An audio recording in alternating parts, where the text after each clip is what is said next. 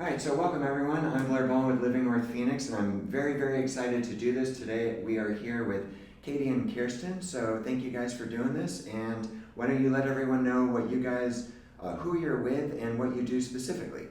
Yeah, so I'm Katie Mae Smith.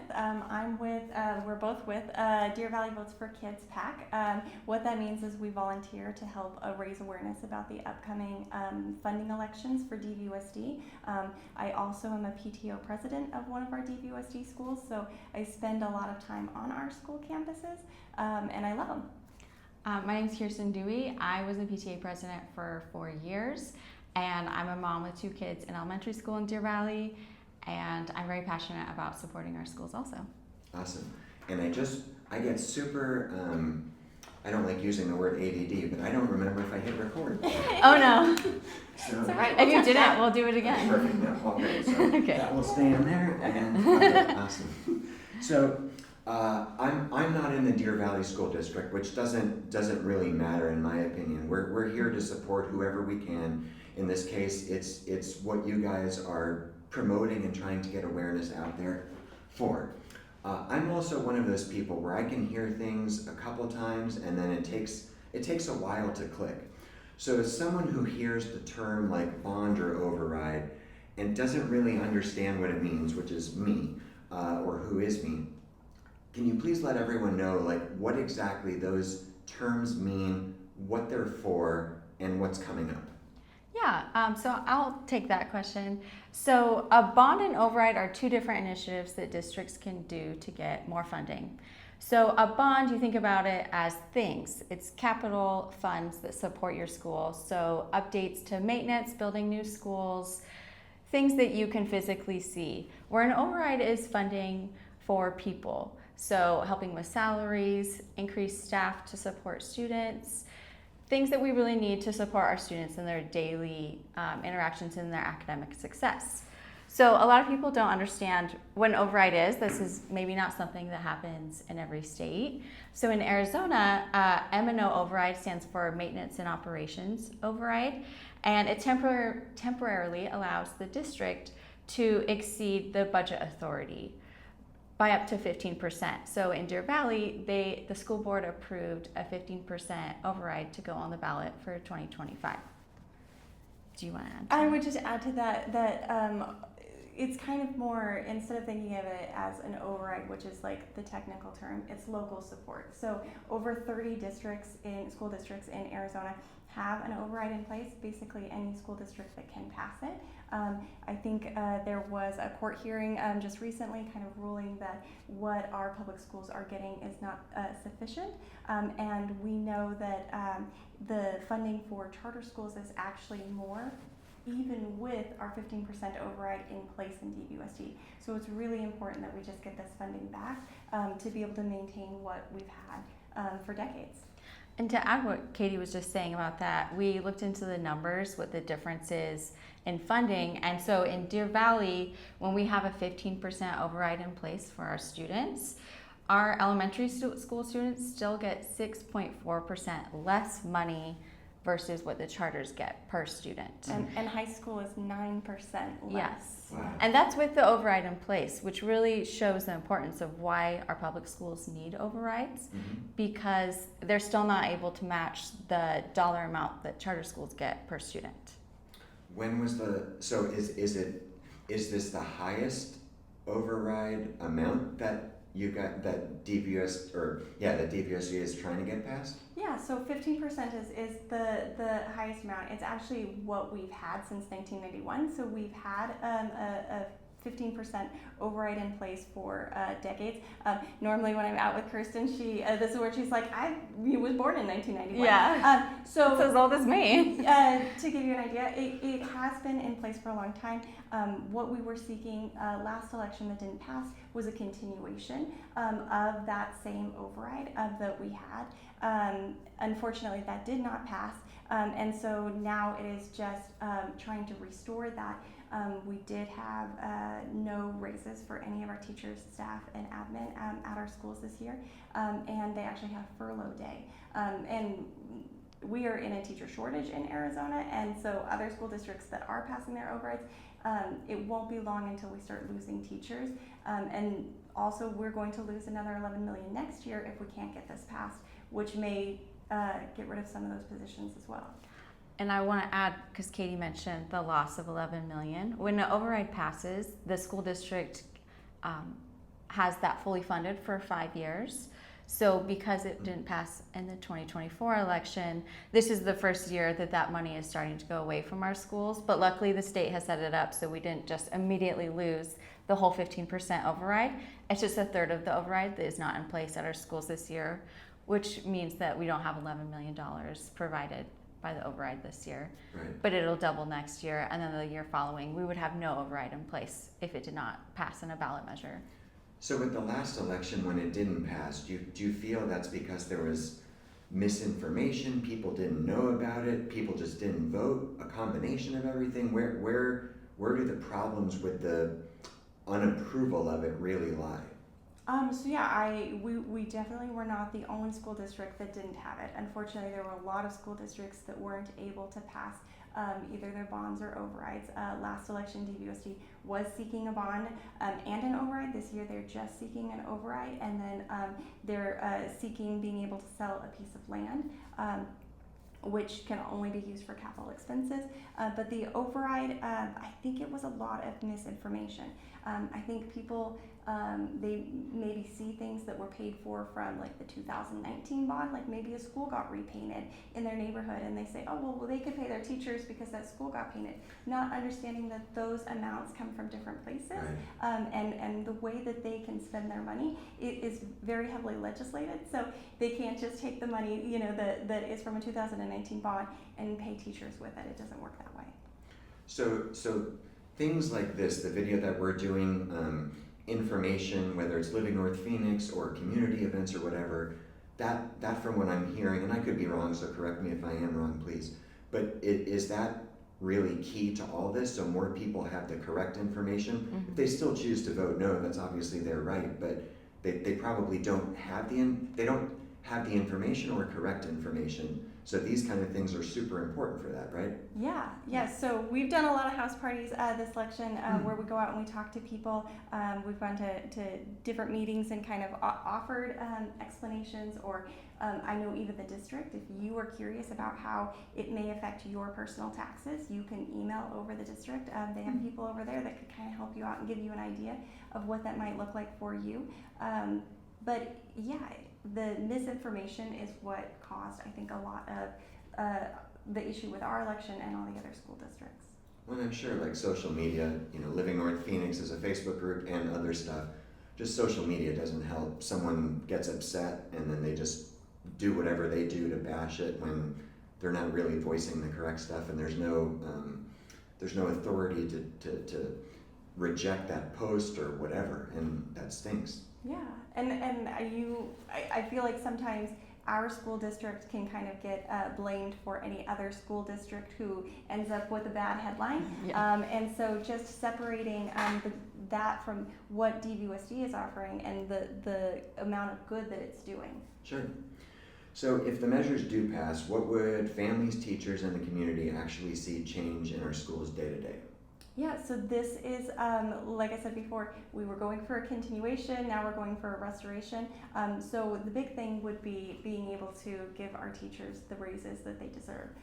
Again, we're in a teacher shortage, so being able to offer that would be huge. And then the goal is to keep everything the same. The goal is that we aren't having classrooms increase by 3 students, that we aren't having, we're not losing full day kindergarten. There's a host of programs that we could lose. It could be losing our art, our music, our athletics, our band. And so this is really about retention of all the amazing things that we have.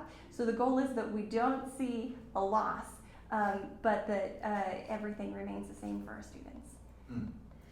It's fascinating to me that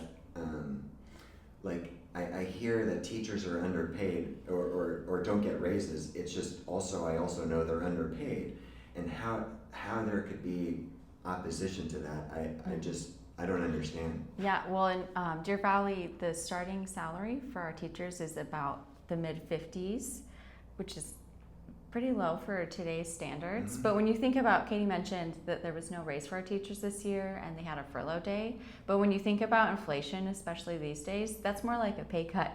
Yeah. When you really think about it, their paycheck might look the same, but the dollar doesn't go as far. Right. So it really is essential that we get the override and we Yeah. can pay our teachers well. Otherwise, we're going to lose qualified teachers that are there Right. to support our students. Absolutely. And then the community suffer and future generations and all that stuff. So why should people without kids in DVUSD, like empty nesters or residents new to the area, care about voting yes or no on these measures? Yeah, so in my neighborhood, I live in an older neighborhood. We're at the back of a cul-de-sac. Most of my neighbors are empty nesters, and so for them, very vastly different political parties. But I went out to them and I talked to them about our school. They love our kids. You know, they were a month old when we moved into the neighborhood. And so they have continued to vote for this measure because they understand the importance that we have tied to our schools, even if they don't have kids in it anymore. And I think that group that doesn't have the connection with the school a little bit, they are the ones that we need to go out and remind, you know, that we've got CTE programs where kids are learning to do, you know, taxes, where kids are running restaurants, you know, where they're doing construction programs. And so just having that group see all of the things that our students offer. But we also know that your home values are tied tightly to your public school. Sure. And so safe neighborhoods are tied tightly to having really good public schools. And so if you want to stay in your neighborhood, if you want your home value to grow, those are really important to go ahead and invest, in our schools and into our students. Well, also because as someone who's younger, has younger kids, home values is important, but also the school ratings are important. Mm-hmm. We're really lucky in Deer Valley. We're an A-rated district because we've been able to have an override in place for so long and provide this funding. And I know a lot of my peers, they decide where they buy a home based on how the schools are rated. Sure. So if our schools aren't able to maintain the funding and school ratings start drop because they can't maintain the level that they have now, Right. people aren't going to be able to sell their homes as well. Katie also mentioned safety. A lot of things that are really important for engaging our teenagers is providing great activities for them after school, like athletic programs. Mm-hmm. And when those are more expensive because the override isn't in place to support those programs, less students can afford to participate in them, and then they might find other activities that are maybe less productive for them. So there's a lot of benefits to having the override in place. Definitely. So this might be so there's one off-topic question and then maybe a really stupid question. Do you guys have the numbers as to how many people could vote and how many people did vote last election? So last election obviously was a lot different because it was a presidential election, and so even our signs and our messaging, we were in a sea of other people trying to get you to vote their way, and so we do have those numbers. We know this election will not be the same. This is a mail-in ballot only, and so That's gonna be the next question.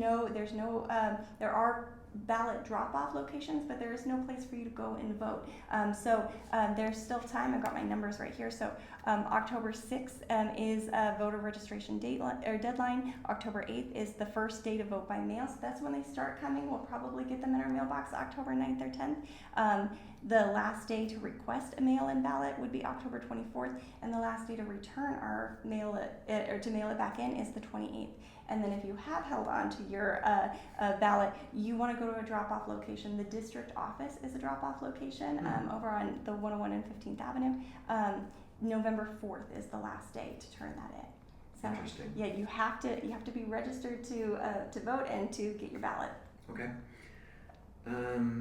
I know you guys touched on this already, but just to kind of deepen a little bit, there's often skepticism about how funds are used, and then how can voters be confident that the money from the override is actually spent where it's promised? Yeah, I mean, that's a really good question. So the AG actually runs a report. It's a third-party report on all of the school districts, including DVUSD. So you are welcome to go, and everybody is welcome to go and look at that reporting. but also a lot of the rules of how the money is spent is decided at the legislative level. So the district, again, like I was saying with maybe the capital sales from the land sale, the district can't just decide that, money that is intended for new school buses can then go to, pay this particular teacher. There are rules set up that kind of decide how that gets, paid for. And the school board are the people who approve this district's budget annually. And so that's presented at school board meetings, and then school board members can give feedback on or ask questions before they vote to approve the budget for the next year. So there's a lot of public review on how funds for our schools are done, which is much different than other options that people have for their kids. So it's really great that you can really see how your public money is being used when you have kids at school districts. Definitely. So what else would you like to let everyone know that we haven't talked about that's important to you personally, that you think would be beneficial to the viewer and all that kind of stuff? Yeah, if you want to go over the override in just a moment, real quick, and what is listed as far as what it's been paying for all these years. But I'll go over the land sale real quick.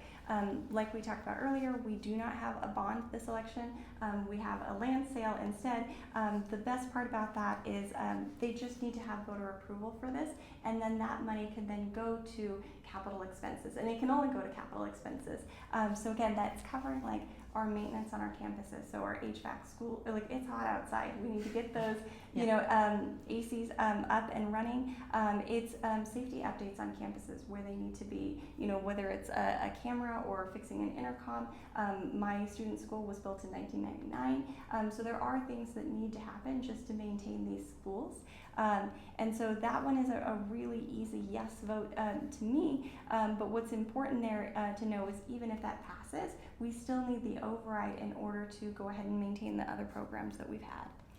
Yeah, and so the override, like we mentioned earlier, it's a way to locally support our schools, and it gives money beyond past what the state gives you per student. And so this is funding people. A large part of the override covers 8% of all staff salaries. That's a really big chunk of staff salaries, and we would like to see that continue so our teachers can continue the level of pay and see raises year over year. The override also covers full-day kindergarten. The state only pays for what would say half-day or part-day kindergarten, but to see long-term academic success, we need our students in full-day kindergarten, and not all families can afford to only have their kids in school for half of a day, right? And so full-day kindergarten is really important to maintain in our school district. Sure. We also have counselors, nurses, and reading specialists for every campus because of the override support. Many times when districts don't have overrides, they might have to share a nurse on campuses, which is really unfortunate because there are many students who do need to take medication daily, and it needs to be administered by a nurse. We also have our arts, music, band, athletic programs that are all supported by the override. For example, this year, because the override isn't in place, a lot of the athletic programs weren't able to support assistant coaching positions as much. Wow. So they had to increase athletic fees to help cover that cost. So that goes on families. So we're either paying it that way or we're paying it, as a community to support our schools. We also have really strong programs in our district in gifted education, language immersion, a lot of really specialized programs. We have 50 CTE courses between our high schools that really support. So many amazing programs within the 42 schools in our district. And as parents, we want to see that continue. Sure. Yeah. We want it not just for our kids, but for all the kids in our district. So this is again probably a really dumb question, but when it gets passed, it just then shows up on like our tax bill as the override for just as the override? Yeah, so that's actually a great thing to talk about. So the cost obviously is a big thing, and I think that was a lot of the misinformation that we had last election. So people get confused with their market value of their home and their assessed value of their home. And I'm sure, you probably are very familiar with this. So, maybe if your home has a market value of like $550,000, you might have an assessed value closer to $250,000. So that means all together. So we talked about how the override, we're losing pieces of the the override that it is phasing out. So all together, not additionally to what we are already paying, but all together, it would be about $20.69 per month for the average home in our district, and that equals like $250 a year is what we're asking, for. And so you're thinking less than a subscription service, less than, I can tell you, less than taking your kids to McDonald's, once a month. It goes so far. That's wild. For over our 31,000 students in our district. Yeah. Such a small contribution, and then it makes a huge impact for our kids. So then it's every home in the Deer Valley School District that would then get assessed that, Yeah. whatever the term, I mean, I know it's an override, but whatever the term is on the tax bill. Yes. And again, this has been in place for decades in our Right. district, so a lot of people will say they don't want to see new taxes, but this is a continuation of the support that we've been able to provide our schools for a long time. So it's a small cost, and it's a continuation of what we've already been doing for a long time. Right. And I don't think that the district isn't, like, they completely understand we're living in a time, I mean, I know from my own household, the cost of electricity is going up, the cost of groceries are going Sure. up. Like, we are taking on a lot more costs than maybe what we had previously. But then so are the schools. APS doesn't give the schools this huge tax deduction or bill deduction. Like, they're still paying these costs just like we are, and they need to be able to cover all of those costs the same way that we do. And so this is just investing in our community. Yep. And part of me hears that, and like I'm a very like one-sided type person. I hear something like a $25-ish number on average, give or take a little bit, and I'm like, that's not really, it's money. It's not a huge amount of money per month. Yeah. But then I'm like you brought up earlier, there's a very strong likelihood that if things like this doesn't pass, that home values could drop, which then mean if you plan on selling, you're going to get less equity. So it's a trade-off. There's no known for the future, but for $250-ish a year, so like why not? Like, it's an investment in the community, period, and we should all be looking to do that. So I don't know. Yeah, no, We agree. Yeah. I would hope so. Yeah. Anything else that you'd like to add? So how can viewers get a hold of you guys? Where can they find you? What can they do to make sure that their neighbors know?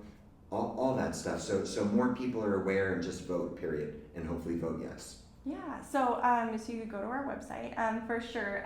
You can look us up on social media as well. Deer Valley Votes for Kids PAC, 4 is a number. I don't think it's on there, but Deer Valley Votes for Kids.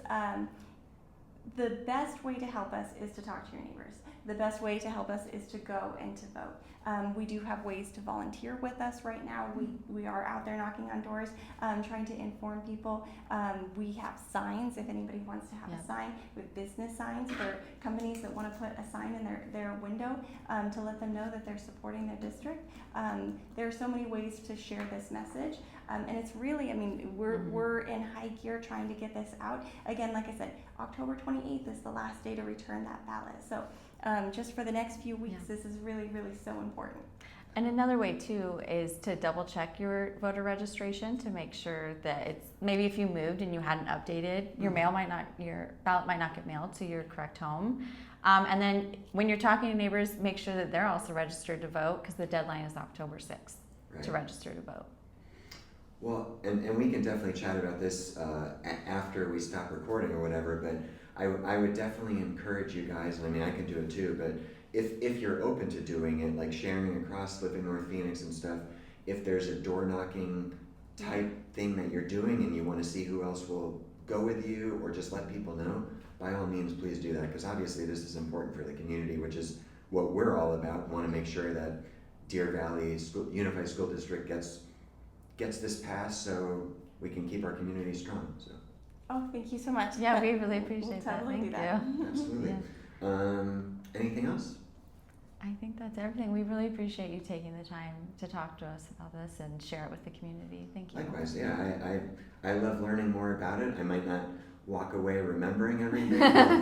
You can watch the video again. Oh, I definitely have a better understanding, which is important. So for those of you that are watching, definitely, if you're part of Deer Valley Unified School District, get out there, make sure you're registered, vote, and then if you're not, spread this with your neighbors, friends, across socials, and make sure we get this passed. So thank you again. Thank you.